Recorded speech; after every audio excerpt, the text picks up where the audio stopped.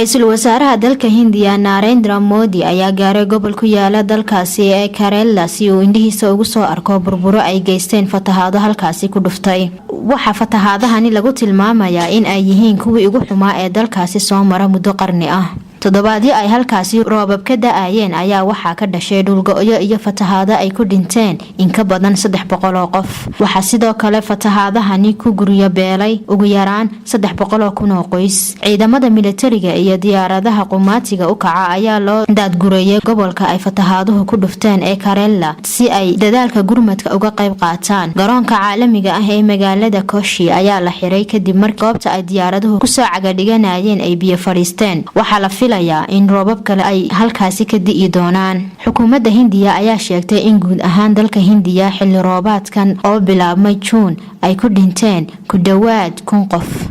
Samsam Ali Jaamac, Kalsan TV, Hargeysa.